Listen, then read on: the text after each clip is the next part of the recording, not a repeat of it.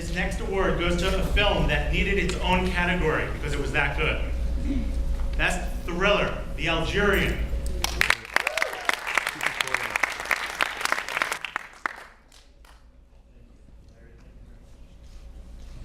Thank you, Larry, and the Northeast Film Festival. First and foremost, it's a great venue for independent filmmakers like myself to be able to get our movies out there and have them seen by independent fans like all of you. And thank you very much. I sincerely appreciate having our film on the big screen, great sound, great audience participation, great Q&A. This award goes to our enormous cast and crew. We had over 250 people work on the film on 3 continents over the course of 5 years. And it was a thriller just making the movie, so thank you very much for everyone supporting, and thanks guys for the unique classification, the unique award, so thank you very much.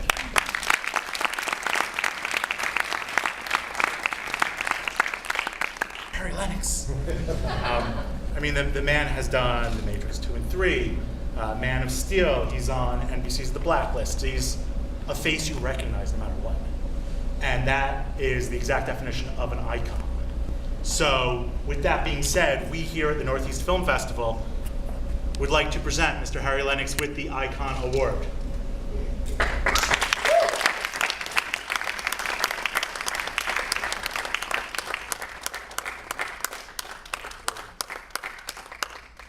Thank you all for coming out, and first, for seeing the film. This is something I'm very proud of. I've been working with Giovanni for several years now, since I think 2008.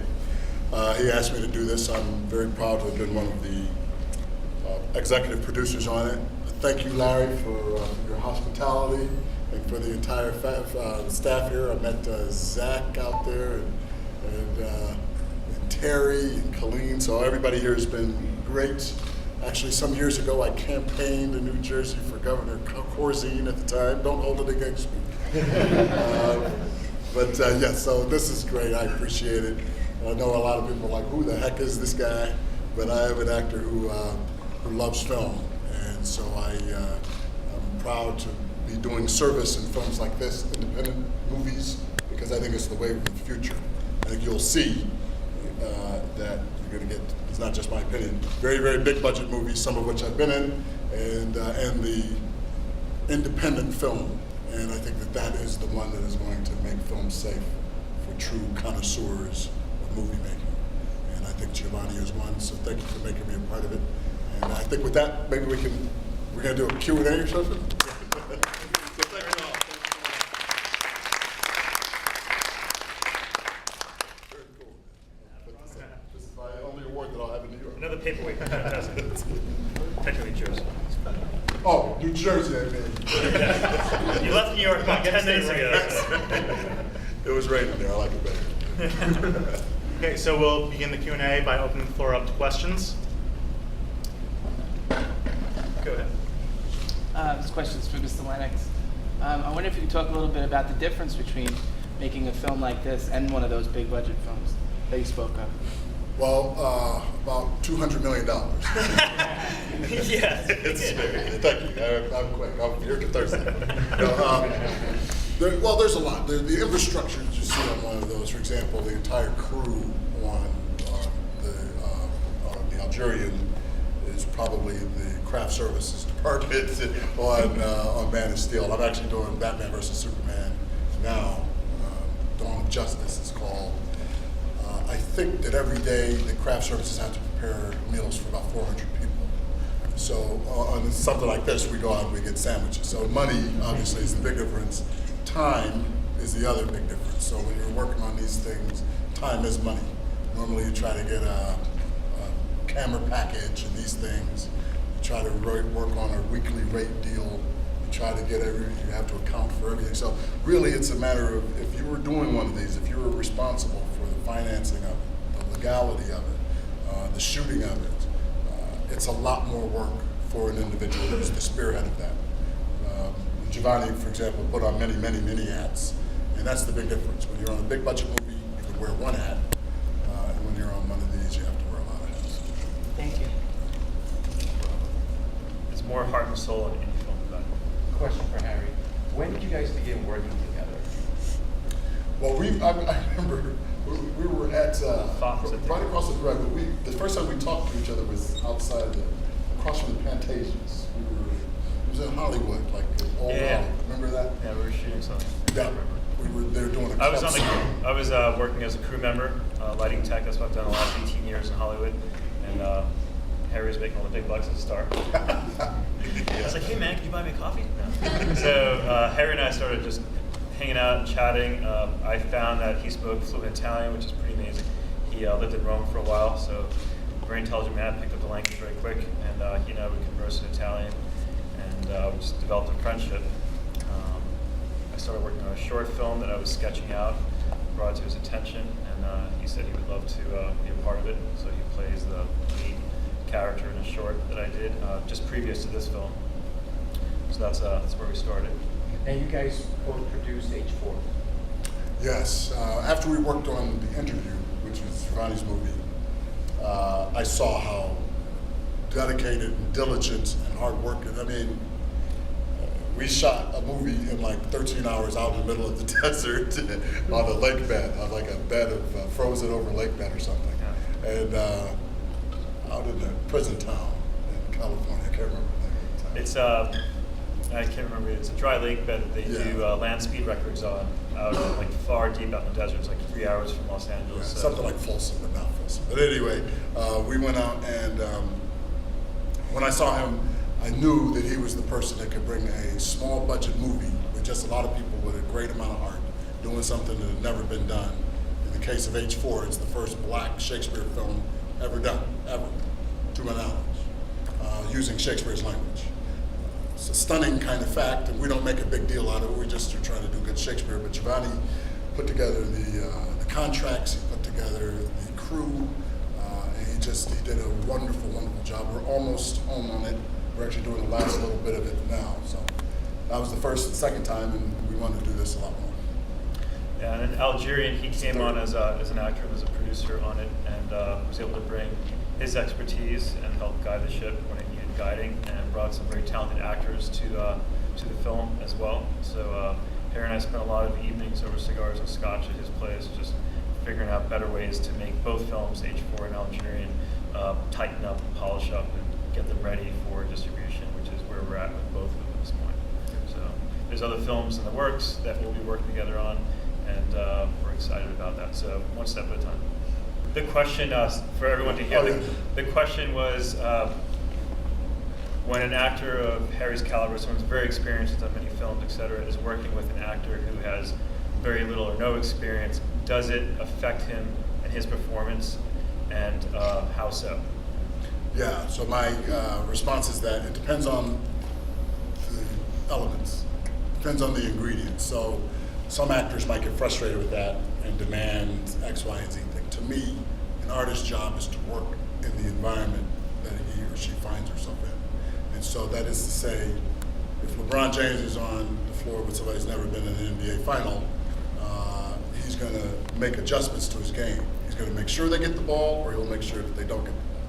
I think as a veteran actor and a former school teacher, part of the whole joy of the arts is to bring people along who are new to it, because they're going to bring an energy and a love and a passion and an energy that is that can be directed by an experienced hand. And that's one of the reasons the casting is about 90% to me of the job. If you can get a team of actors together, you can forget about all the new bells and whistles and toys that people have. You can just let those actors with the director act, and you can figure out exactly what story you want to tell and all those things. So that's part of the job, is to bring people along, and I try to make that seem seamless no matter who I'm working with. So if I'm working with Dame Helen Mirren, and her response to me might be what my response is to a new actor, because everybody's at different levels in their experience and their career. So it would be very judgmental of me to look askance at a new person because they're all at different stages. A good point that he made is casting. Casting is critical. You can take a great, top-class, top-notch actor and put him in the wrong role, or her in the wrong role, and they will just fall flat on their face. You can also edit a great performance into a poor performance, which is another nightmare that most actors fear. As an editor, I'm like, "Oh, I get to make this great." In our particular case, we spent a tremendous amount of time because we had 37 speaking parts in the film, which for an independent film, it's a lot. Even for a big feature, it's a lot. But for an indie film, having so many different moving parts, so many different characters, finding the right actors for each one is really, really important, especially because we had a diverse group of actors with different backgrounds and a skill set that was from very, very high, like Harry's, to other people that were just coming in the game, or we used a few people who had never acted before, and they needed to, it was for a specific reason that we used them in Algeria, that we didn't have actually access to actors, so we had to find the right guy that looked the right part and could actually jump through the hoops and do a great job and be very, very authentic. So in the dynamic of going from zero experience to thoroughbred, we have to make those adjustments in casting and balance everyone out. Let me also, if I may, just very quickly, one of my favorite filmmakers of all time is Vittorio De Sica, and he made movies in the neoclassical style where the actors never acted before. If you look at the Lato di Biciclette, the Bicycle Thief is a fantastic film. Those guys never acted before. Yeah, and they're amazing. You know, and it happens all the time. I mean, I think the guy, one of my favorite movies is Bronx Tale. It's another one. The kid that played Cosmo. Had never acted before, yeah. you know, so these kinds of things. Everybody's got to start someplace. My girl, Tatum O'Neal, who I did a movie with. Yeah. Her first movie, I think, is Paper Moon. Wow. Against the Academy Awards, so Wow. as a record. So. That's pretty cool. Any questions about the politics of the film, about the structure? I have a question. When you were, for you, Giovanni, when you were writing the script, did you expect it to parallel any of the current events? For example, what's happening So now? the question is, when we were developing the screenplay, if we thought it would, or parallel the film onto current events. When you're making a film in post 9/11 that deals with terrorism, you've got a pretty good chance of having current events pop up, not hopefully, but concurrent with your film coming out so that it makes it relevant and timely. So we didn't plan on it. Our film was more of a response to 9/11 and the giant question of what if this happens again? How would it occur? Would it be sleeper cells? So when Ben Youssef and myself started developing the story, before I wrote the screenplay, he and I spent a lot of time looking at the Soviet Union, Cold War books and characters that were living in the 50s and 60s and 70s in the United States as sleeper cells. And we focused on that a lot, as well as the terrorists that were involved in 9/11 and in other areas of the world that they were picked up and what they were doing while they were waiting for the job. So we took a lot of that information and kind of balled it all together to create our characters. We were not expecting the Arab Spring to occur. We started shooting the film while the Arab Spring popped. So we had to quickly change dialogue in the film to make it relevant to the Arab Spring. So that was one challenge we weren't expecting. The father character in the initial screenplay before the Arab Spring took place was trying to do something like light the fuse and create a domino effect that would cause an Arab Spring, cause revolutions throughout the Middle East. So while we were shooting, it started happening, and we were like, wow, we had a crystal ball. So we had to go back and restructure the scenes that hadn't been shot yet to make them fit into the Arab Spring as something that was started, and that this father character, the head of the terrorist, was trying to create something. That was just the beginning. He was going to create something much, much bigger and bolder to get the United States and the West out of Middle Eastern countries. So Life imitates art all the time. yeah, life and art.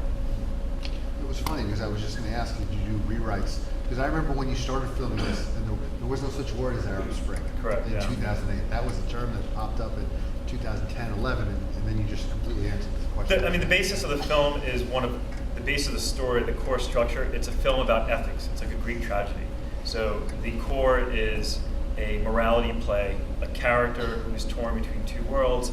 His ethical compass is off, and it's his journey in the film to go from a child who sees his parents blown up and an orphan who is trying to attach himself into some sort of answer as to why, and he gets brought into a group of fundamental radicals that are on the wrong path as freedom fighters.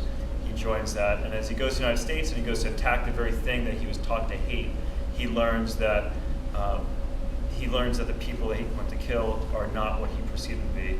So you start having this story of coexistence and tolerance, and he gets deprogrammed along the way. So that's really the core of the story, and the politics that revolve around it as they shifted and changed fed into that equation, but it's still a story about a guy who falls in love with a girl and decides not to do a bad thing because he had a change of heart. So that's the core message we have is a story of coexistence to show that the Muslim religion is not a negative thing. Muslim people are good 99.99%, and that a few radicals shouldn't make everyone bad. So, further answer the question. How long did it take you to get We started 5 years. Took 1 year of pre-production. I think Harry and I were discussing. I came to Harry with the job. I was like, Harry, I've got this character. I'd really like you to play it. I haven't written the screenplay yet, but this is the nuts and bolts of it. And that was about five years ago and change.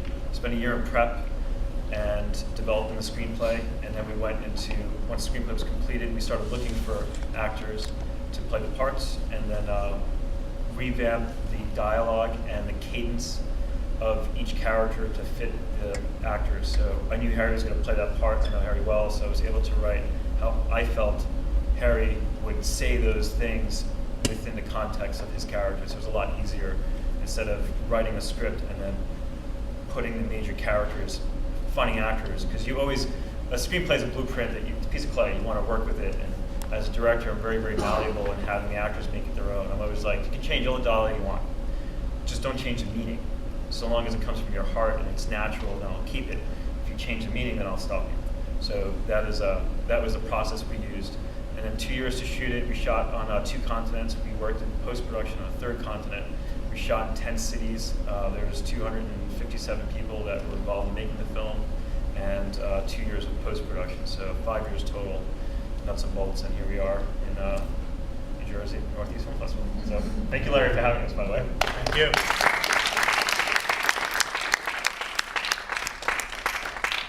Do you have any questions, Larry? No, I mean, I thought the film was fantastic. I thought it was very well made. I will tell you, as running a festival, I mean, I screened 562 films for this festival. Every film that comes in, I watch. Bravo to you. Yeah, You're one of the bravo. few. Yeah. So, and we had room for, well, we really had room for 30. We squeezed 40 films into the lineup out of 562. And, I mean, we're very, very strict about what we take in. I tell the screeners, reject everything unless it's too good to reject. And this is one of those films that really just popped out. Great, thank you, Will. We're honored to be here, so really appreciate that. So thank you very much. And I'm honored to.